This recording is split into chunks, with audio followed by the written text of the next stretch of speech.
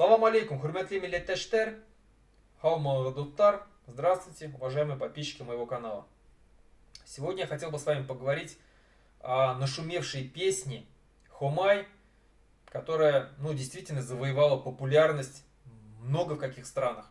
Сейчас даже сравнивают, говорят о том, что эта группа, что эта песня Хомай уже лидирует в мировых чартах, занимает верхние строчки в различных чартах и обогнал даже, допустим, песню Леди Гаги. Вот. Но особую популярность она завоевала сердца тюркских народов сегодняшней Центральной Азии. Вот я хотел бы об этом с вами поговорить. Вообще поговорить, эта песня, как и группа Айола, да, это новая группа абсолютно, она получила очень много лестных отзывов, также она много получила и хейта. То есть о хейте поговорим в конце видео. Сейчас поговорим, почему она стала такой популярной. Еще раз говорю, она занимает первые строчки во всех практически чартах сегодняшних стран Центральной Азии. Туркестана, да, Казахстан, Узбекистан, Кыргызстан, Туркменистан, Таджикистане. Вот. И ее очень много в Турции, да, она очень популярна. И очень много ее перепела, эту песню, сегодняшних народов России. Допустим, я слышал, что ее пели там уже на якутском языке, на татарском языке, на чувашском языке. Это тоже тюркские народы. Почему она стала такой популярной? Наверное, на мой взгляд, я буду говорить свое мнение. Я считаю, что эта песня, никто, наверное, не будет спорить с тем, что все эти тюркские народы сегодняшние когда-то составляли один общий тюркский народ, общий этнос, с единой культурой, с единой традицией, с единым языком, с единой верой в Тенгри. Потом уже, да, то есть они начали расселяться, да, по территории близлежащих стран, государств, по территории близлежащих земель и основывать свои собственные государства. Но вот эта вот песня, как она подана, да, она подана этнически, вот такая выдержана в этническом таком стиле, с этнической музыкой, с этническими инструментами тюркскими, в одежде в такой вот. Если кто-то смотрел, допустим, сериал Эртегрул турецкий, да, то сравнит, наверное, что вот та одежда, которая была на, скажем так, актерах этого сериала, очень схожа с костюмами вот этих вот солистов этой группы Айола. Вот я говорю, общее что-то тюркское, да, общее, абсолютно, вот, кубыс, да, вот которым играет, этот инструмент есть у всех тюркских народов. И вот эта песня, о чем они поют, да, вот о Хомай, допустим, да, это общетюркское женское божество, символизирующее там женское начало и так далее. Это, такая вот почитаемая богиня у всех тюрков была когда-то, до исламской религии в тенгрианстве. Так вот, еще раз говорю, вот эта песня, она просто пробудила общетюркские корни, да, общетюркское вот это вот наследие, общетюркскую память о том, что вот мы все один народ, как бы, да. Но это не самое главное. Самое главное, я считаю, почему она стала такой популярной среди стран Центральной Азии, среди стран сегодняшнего Туркестана. Дело в том, что немножко углубимся в историю. Башкиры всегда соседствовали с казахами, с казахскими родами. И у нас была граница, по реке Яик в прошлом, да, сегодняшняя это река Урал. И мы очень тесно взаимодействовали друг с другом, башкиры с казахами, дружили, роднились, воевали, да, бывало, да, у нас были конфликты, но с этим, у кого не было, да, у каких народов, у соседних не было конфликтов друг с другом. Но конфликты это были вот такие, мелкие, скажем, да, то есть угон скота, там воровство невест, барымта, карымта, вот это вот было. Как такового серьезно каких-то войн, да, допустим, как между казахами и джунгарами, там, такого не было. Конечно же, больше дружили, торговали, общались. Башкиры брали в жен казашек, казахи брали в жен башкирок. У нас очень много общего, у нас общие рода есть. Допустим, род моей матери, Табын, это очень известный и популярный род среди казахов, да. У нас общая культура, кочевническая культура, институт батырства, да, общий. Вот мы вместе тесно взаимодействовали друг с другом. В 1773 году началась так называемая экспедиция Кириллова, Оренбургская экспедиция, цель которой была построить город Оренбург между башкирскими и казахскими землями. И сеть крепостей, оренбургских крепостей, которые цель была именно загнать башкир вот во внутреннюю, сделать ее внутренней губернией России, отделить ее от казахов, потому что башкиры очень в то время очень часто поднимали восстания, вели войны с Москвой за свои земли, да, за свою религию. И очень часто казахи помогали нам в этом, поддерживали войсками. Когда башкиры поднимали восстание, они, допустим, как делали? Еще раз говорю, мы очень сильно дружили, очень много родственных связей было между башкирами и казахами. И вот башкиры, прежде чем, допустим, начинать восстание, отправляли свою родню, своих родных, точнее, к родственникам казахам, скот туда отправляли, и со спокойной душой, зная, что как бы их семья в безопасности, шли войной на Москву. Вот. В этом друг другом, вот именно это, да, хотели пресечь власти Москвы, власти империи российской. Скажем так, загнать башкир вовнутрь, сделать ее внутренней губернией, отделить ее от Центральной Азии, от народов тюркских родственных и обуздать тем самым. Башкиры тогда подняли очень сильное восстание, была большая война. Эту войну, к сожалению, башкиры проиграли, Оренбург был построен, сеть крепостей была построена.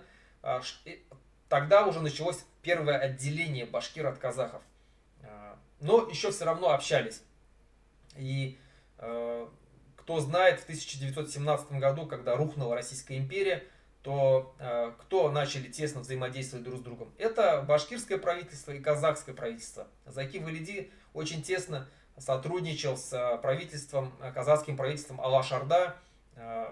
Даже был проект общей казахско-башкирской республики. К сожалению, он не нашел поддержки в Москве, его зарубили. Вот. Тогда еще говорю, казахи и башкиры очень тесно взаимодействовали друг с другом, очень тесно общались друг с другом. Впоследствии, когда образовалась Башкирская республика и Казахская республика, чтобы вот это вот, не было вот этого единения наших народов, была образована Оренбургская губерния. Была образована, Оренбургская, точнее, область. Была образована Оренбургская область, и она была образована в 1927 году с целью именно вот отделить Башкирскую республику от Казахской республики, от всего Туркестана. А вместе с башкирами отделить и татар, и чувашей, и другие народы, чтобы они не имели выхода, прямого выхода к Туркестану, к странам Центральной Азии, к тогдашним союзным республикам СССР. И потом в 1957 году, но все равно как бы граница практически была очень тесная, была очень близкая была граница между Башкирской республикой и Казахской республикой. Но в 1957 году сегодняшний Гайский и Кувандыкский район Оренбургской области, они тогда входили в состав Башкирской республики. Так вот, их у Башкирской республики отобрали и отдали в Оренбургскую область. Все, с тех пор еще сильнее, скажем, да, вот началось отдаление башкир от казахов. Но все равно мы были в одном государстве. В одном государстве СССР. Все равно были отношения, общение. И, допустим, когда репрессии были в 1937 году, страшные репрессии, очень много башкир уехало в Туркестан, в эти союзные республики, Узбекистан, да, Кыргызстан, Казахстан, и там прятались. Очень много спаслось именно вот живя там. Но уже, как бы, еще раз говорю, все сильнее и сильнее вот это вот различия, которые вот были между казахами и башкирами, они все сильнее и сильнее начали проявляться. И эти различия усиленно продавливали русские тем, что вот создали вот эту Оренбургскую область, отделяя нас друг от друга. То есть чем... Ну вот это знаете, как сравнить, если, допустим, две родственные семьи, да, родственники между собой, когда-то жили рядом, общались друг с другом тесно, приходили друг к другу в гости постоянно, помогали друг другу, чем могли. И вот одна семья переезжает далеко куда-то, да, допустим, в другой регион. И все, уже тех родственных связей, которые были раньше, их и уже нету. Уже намного реже начинают общаться друг с другом, намного реже начинают приезжать друг к другу в гости. Вот здесь произошло то же самое между башкирами и казахами. А в 1991 году, когда развалился Советский Союз и Казахстан, Узбекистан, Кыргызстан, Туркменистан и Таджикистан стали независимыми государствами, эта связь еще больше оборвалась. Потому что башкиры остались в составе России, как и татары. И эти страны, страны Туркестана, страны Центральной Азии начали развиваться по своему собственному пути. Независимая политика, независимая экономика, общаясь больше друг с другом, взаимодействуя больше друг с другом. Вот наша связь очень сильно прервалась. Вот в этот раз вообще очень сильно прервалась. И многие казахи, многие узбеки, да, кыргызы, они стали забывать о башкирах. Что есть такой, да, конечно, они помнили, знали, что есть такой народ, как башкиры, татары и так далее, там, якуты. Вот. Но все равно, когда ты больше общаешься вот где-то там, между собойчиком, и знаешь, что где-то там есть другие народы, но у тебя нету с ними контактов, у тебя нету с ними связи, ты начинаешь забывать о них. И многие действительно начали забывать о башкирах, о татарах и так далее, думая, что вот мы уже народ, который там обрусел, аманкуртизировался, что мы уже мало помним об общетюркских каких-то корнях и так далее. И вот эта песня, когда она выстрелила, да, она выстрелила, очень такая красивая, мелодичная, захватывающая. И эта песня как раз напомнила сегодняшним казахам, напомню, что, да, что молодежь сегодня, казахская, узбекская, кыргызская молодежь, кому уже, то есть люди, которые выросли при независимости. Они не помнят Советского Союза, они не знают о Советском Союзе, они выросли уже в независимом государстве. И у них совершенно новое мышление. Они совершенно по-другому смотрят на события, которые происходят в России. И вот когда они услышали вот эту песню, то они, скажем так, поняли, что башкиры живы, что жива башкирская культура, жив вот это общетюркское объединение, единение наше общее, общетюркские корни, они живы. Да, и, конечно же, их это вдохновило, да, и поэтому они с такой вот, любовью, что ли, приняли эту песню. Потому что они радовались, они реально радовались за нас, что вот мы, оказывается, еще живы, да, мы там не полностью, не обрусели, оказывается. И вот, как я говорю, вот у этого молодого тюркского населения, вот этих вот стран Центральной Азии, у них совершенно другое мышление, абсолютно другое, чем у нас. Вот если брать молодого башкира там 25 лет и молодого казаха 25 лет, то башкир как жил в составе России, так он и живет. А вот этот казах, он уже родился при независимом государстве Казахстан. И где казахская культура все сильнее и сильнее доминирует, казахский язык все ссильнее и сильнее доминирует. Сам народ доминировать начал в своей же собственной республике. Напомню, что в 1989 году казахов было всего лишь 39% в своей собственной республике. А сейчас они более 70%. То есть они там доминируют, действительно. И вот у них совершенно другое отношение к России, совершенно другое мнение, особенно после нападения России на Украину. Потому что казахи очень остро воспринимают вот это нападение, они прекрасно понимают, и они слышали много раз угрозы со стороны российских там политиков, депутатов, различных чиновников о том, что вот там север Казахстана это русские земли, что их нужно забрать и так далее. Они чувствуют угрозу, исходящую от этой России, они чувствуют опасность. Поэтому они, конечно же, всем сердцем, всей душой поддерживают украинцев в их борьбе против российского вот этого монстра. И очень остро воспринимают все то, что связано с этой войной, и всех тех, кто поддержит эту войну, они подвергаются очень сильному хейту. Вот. И здесь, когда в комментариях началось очень много казахи, когда увидели, что вот башкиры живы, да, как я сказал, что жива культура тюркская, что они помнят о своих корнях, очень сильная поддержка пошла со стороны казахов, со стороны узбеков, кыргызов, к башкирам. Башкиры, вы там сильный народ, вы там помните свою культуру, историю, отсоединяетесь, начались желания, потому что они сами свободные. Они сами, вот эти казахи, узбеки, кыргызы, туркмены, таджики, они сами по себе свободные уже. И они желают того же самого от всей души нам. Да? Они говорят, вот пишут в комментариях, там, отсоединяйтесь, обретайте свободу, рвите с этой России, рвите с этими русскими. Конечно же, это было очень сильно заметно со стороны, вот эта волна вот этого, да, волна доброжелательности со стороны тюркских народов по отношению к башкирам. Это со стороны очень сильно заметно. И это очень сильно, скажем так, задело русских. Они прям вот начали мочить эту группу Айюла, мочить эту песню, мочить. И сразу появились какие-то там теории заговора, что вот Туран там все, сейчас Турция там хочет отобрать Башкортостан и Татарстан у России и так далее, и так далее. И, конечно же, вся их политика сегодня направлена на то, чтобы как можно больше создать разлад между башкирами, татарами и тюркскими народами и независимыми тюркскими государствами. Многие открыто пишут там о том, что многие под личными какими-то никами, да, анонимными никами, под анонимными аккаунтами, под видом башкир пишут, что нет, мы там любим Россию, нет, мы там навсегда с Россией, Россия это наша родина, там живите сами по себе как хотите, мы вам не родня и так далее, и так далее. То есть это специально пишут для того, чтобы вот устроить раздрай между нашими народами. Я не оправдываю тех башкир, которые действительно пишут, что они там навеки с Россией. Есть такие.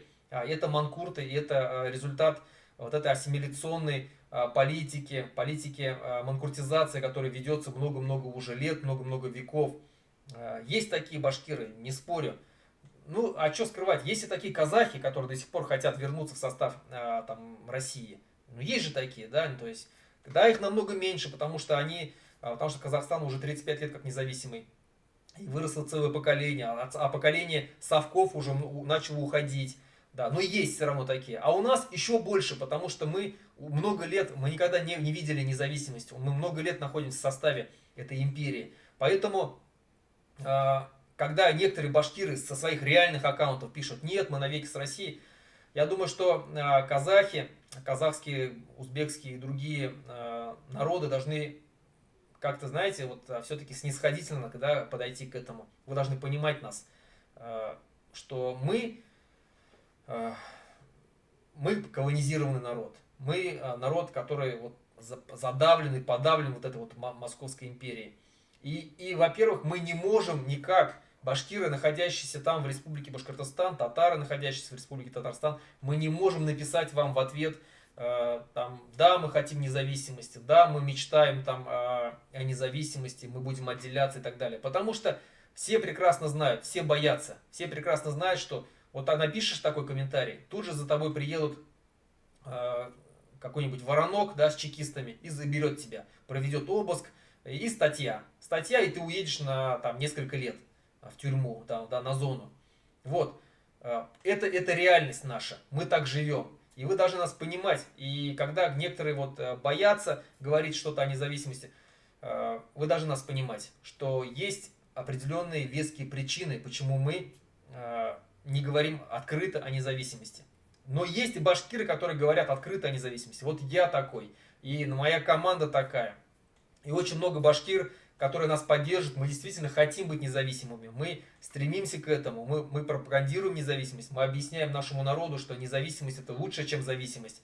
Что лучше жить свободными, пусть не такими богатыми, да, но лучше жить свободными, чем жить в составе России и постепенно деградировать и умирать, и ассимилироваться так как народ. Вот.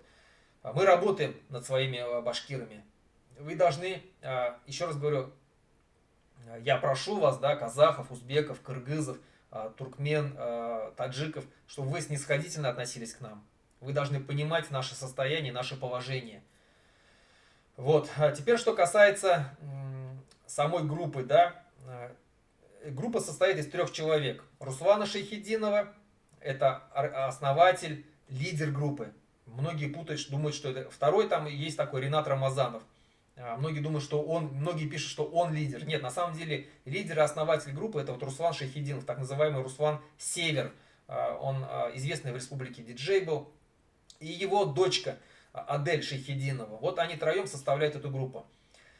Если брать личность Рената Рамазанова, да, вот третий участник группы, то действительно это человек, который в свое время и до сих пор поддерживает войну в Украине, поддерживает политику российского государства, политику Путина, политику Хабирова, да, нашего гауляйтера Республики Башкортостан.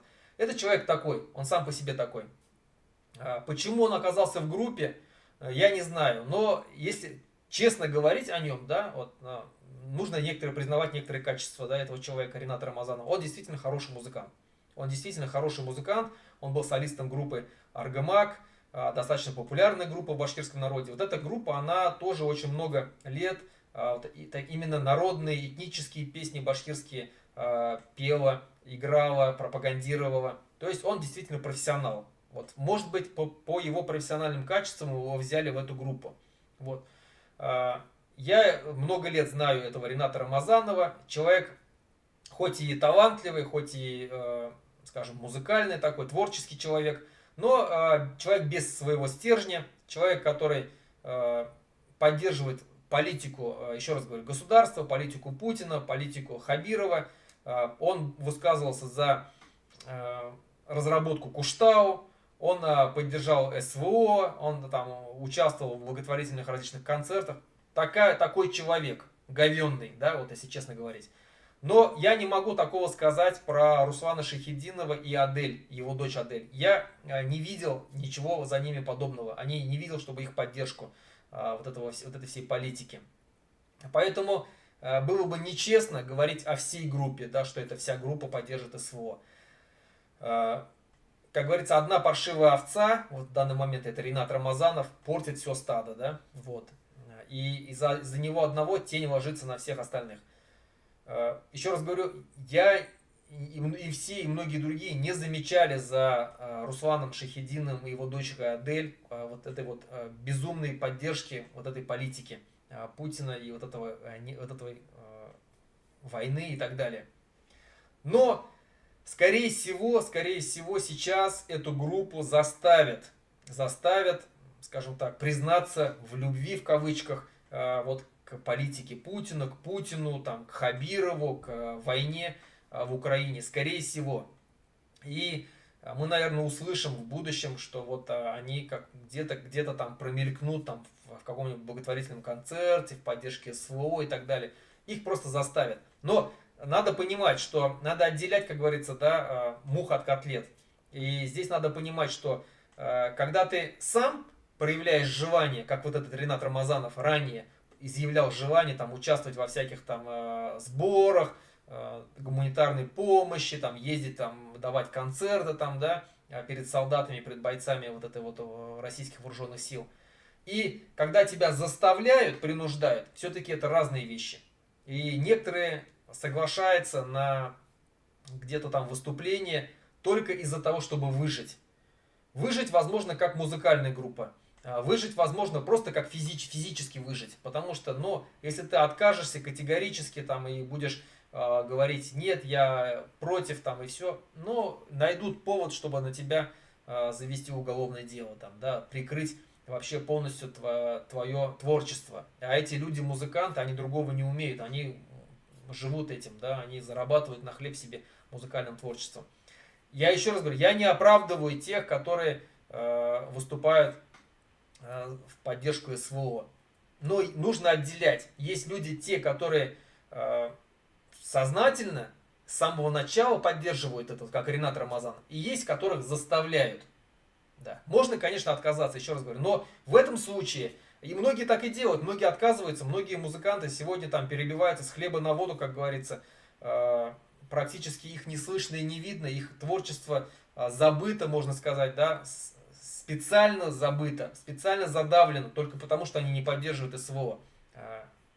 Да, вот, Но здесь другой случай. Здесь уже группа выстрелила. Она выстрелила, стала очень сильно популярной. И сейчас ей будут пользоваться, заставлять ее в пропагандических целях, в целях пропаганды вот этой войны СВО, скорее всего, участвовать вот во всей этой пропаганде. Я так думаю.